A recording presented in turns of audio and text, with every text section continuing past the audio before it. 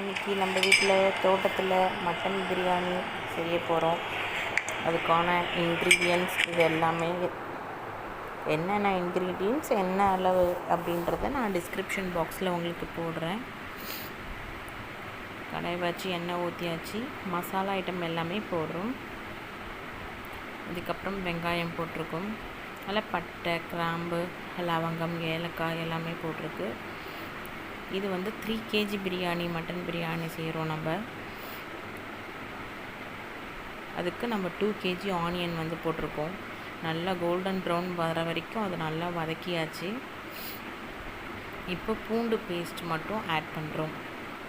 இஞ்சியும் பூண்டும் தனித்தனியாக பேஸ்ட் பண்ணி வச்சுருக்கோம். இப்போ பூண்டு மட்டும் நாங்கள் பேஸ்ட் ஆட் பண்ணியிருக்கோம். அது கொஞ்சம் பச்சை வாசம் போகிற வரைக்கும் அதை நல்லா வதக்கிக்கணும். இப்போது மட்டன் 3 kg எடுத்திருக்கோம். அதே அளவுக்கு ரைஸும் எடுத்து ஊற வச்சுருக்கோம். 3 kg ரைஸு. மட்டன் வேக வச்சு அதோட ஸ்டாக் வாட்டர் தனியாக எடுத்து வச்சுருக்கோம். ரைஸு ஜீரக சம்பா ரைஸு எடுத்து வச்சுருக்கோம். இப்போது நல்லா பச்சை வாசம் போயிடுச்சு. இது ரெட் சில்லி பேஸ்ட் ஆட் பண்ணுறோம். நியர்லி ஒரு 5 டேபிள் ஸ்பூன் ஆட் பண்ணுறோம். இதில் நல்லா வர காஞ்ச மிளகாய் எடுத்து தண்ணியில் சுடு தண்ணியில் ஊற வச்சுக்கோங்க. இது உங்களுக்கு காரத்துக்கு ஏற்ற மாதிரி நீங்கள் போட்டுக்கலாம்.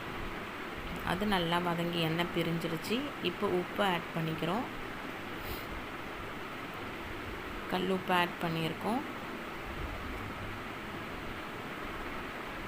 அதுக்கப்புறம் இப்போ தயிர் ஆட் பண்ணுறோம். தயிர் கொஞ்சம் புளிச்சிருந்தாலும் ஒன்றும் பிரச்சனை இல்லை. நம்ம தக்காளியோட அளவை கம்மி பண்ணிவிட்டு தயிர் கொஞ்சம் போட்டுக்கலாம். இது ஒரு கிண்டிட்டு இப்போது இஞ்சி பேஸ்ட் மட்டும் ஆட் பண்ணிக்கிறோம். இது ஒரு வதக்கினதுக்கப்புறம் நம்ம தக்காளி போட்டுடலாம்.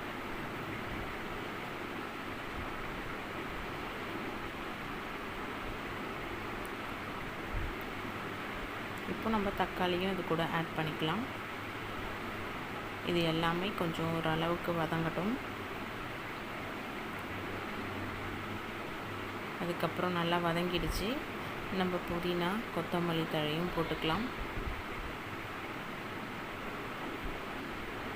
இப்போது வேக வச்ச கறியும் நம்ம இது கூடயே ஆட் பண்ணிக்கலாம்.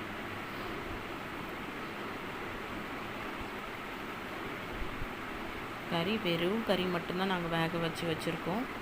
இதோட எதுவுமே போடலை. இஞ்சி பூண்டு பேஸ்ட், மஞ்சத்தூள், உப்பு எதுவுமே போடலை.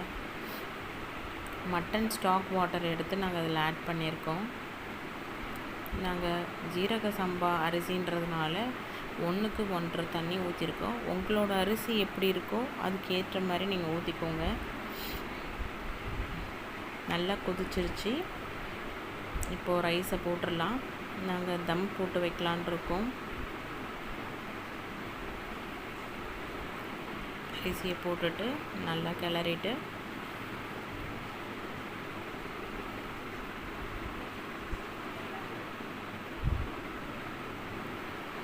இதில் என்ன ஒரு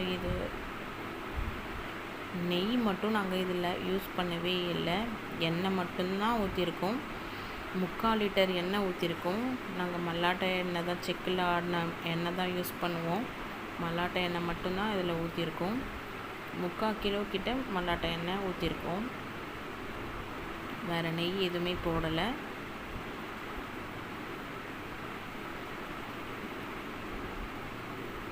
இப்போ பாருங்கள், தம்லேருந்து எடுக்கிறோம். நல்லா வெந்திருக்கு பிரியாணி. சீரக சம்பா அரிசி குட்டி குட்டியாக தான் இருந்துச்சு. நல்லா பாஸ்மதி ரைஸ் மாதிரி அரிசி நல்லா நீட்டாக வந்திருக்கு. மட்டன் எல்லாம் சாஃப்டாக நல்லா வந்திருக்கு பாருங்கள். இப்போது நம்ம சாப்பிட வேண்டியது தான்.